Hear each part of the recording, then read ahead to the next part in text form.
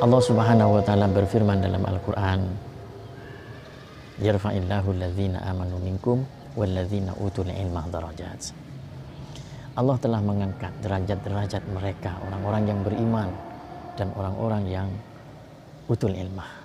Artinya di sana disebutkan ay yatlubul ilm, atau di sana dikatakan bahwa yang diangkat adalah derajatnya orang-orang yang beriman dan orang-orang yang mempunyai ilmu, atau orang-orang yang mencari ilmu. Kenapa saudara-saudara? Dimuliakan oleh Allah Subhanahu wa taala. Buktinya di saat apa? Di saat kita menuju dan berjalan menuju sebuah pencarian ilmu, menuju sebuah pesantren, menuju sebuah musholla, masjid dan lain sebagainya seperti majelis taklim. Itu sebuah hal anugerah dari Allah Subhanahu wa taala. Apa itu? Rasulullah sallallahu alaihi wasallam bersabda, "Man salaka tariqan yaltamisu fihi ilman." Barang siapa ya yang berjalan tentunya untuk mencari ilmu, sahhalallahu tariqan ilal jannah. Maka Allah akan memudahkan orang-orang yang mencari ilmu, dimudahkan untuk jalan menuju surga Allah Subhanahu wa taala.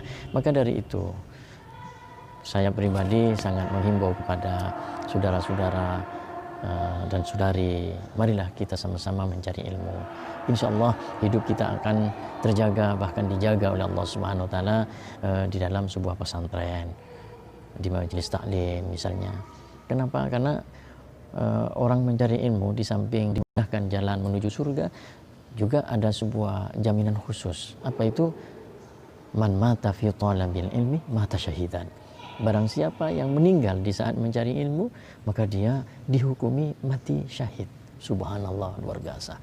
Jadi sekali lagi kami mengimbau, monggo dan mari ngiring putra putrina penyareh ilmu, pagenteng nyari ilmu.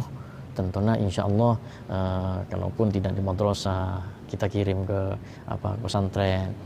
Yang jelas ilmu yang diridhoi oleh Allah Subhanahu wa taala. Mudah-mudahan keluarga-keluarga kita menjadi sebuah ahli ilm yang betul-betul mengamalkan ilmunya. Mungkin hanya ini yang bisa kami sampaikan. Insya Allah kita akan kami tunjukkan lokasi-lokasi sebagian daripada pondok pesantren yang ternama dan yang terkenal, yakni di kalangan Jawa Timur, begitu saudara-saudaraku. Ya, apa itu namanya, banyak ya. Banyak pondok pesantren, seperti halnya pondok pesantren Sidogiri Pasuruan, kemudian di Madura Bangkalan itu pondok Syekhona Khalil, banyak. Dan kebetulan kami sekarang berada di pondok pesantren Sukorejo, ya, di pondok pesantren Sukorejo, asuhan daripada Kiai Syamsul Arifin, kemudian disusul oleh putranya yaitu Kiai Sa'ad Syamsul Arifin. Subhanallah, para saudara-saudaraku, Kiai Syamsul Arifin ini memperjuangkan tempat ini, memperjuangkan sebuah pesantren ini luar biasa. Masya Allah, tabarakallah. Mungkin antum sekalian sudah mendengar bagaimana sejarah atau bagaimana upaya beliau Syekh Syamsul Arifin ini membina seperti ini. Tentunya sedikit sejarah ya. Dulu beliau menurut sejarah ini, wallahu a'lam ya. Menurut sejarah ini beliau ya dari Madura menuju tempat ini, begitu. Akhirnya singkat sejarah, di saat sampai di tempat ini beliau menjumpai sebuah bukit ya, seperti bukit itu.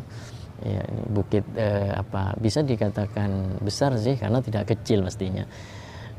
Setelah beliau membersihkan bukit itu, ternyata ular sangat besar melingkar di sana. Nah, ketika beliau hendak membersihkan bukit itu, ternyata ular itu pergi, begitu. Artinya tidak mengganggu beliau.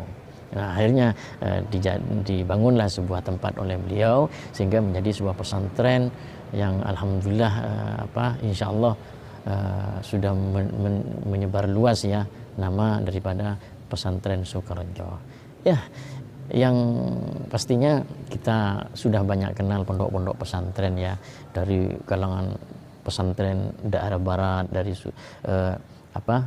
Jawa Timur ke arah barat, itu merupakan sebuah pesantren di Jawa Tengah, kemudian di Jawa Barat, Jakarta dan sekitarnya.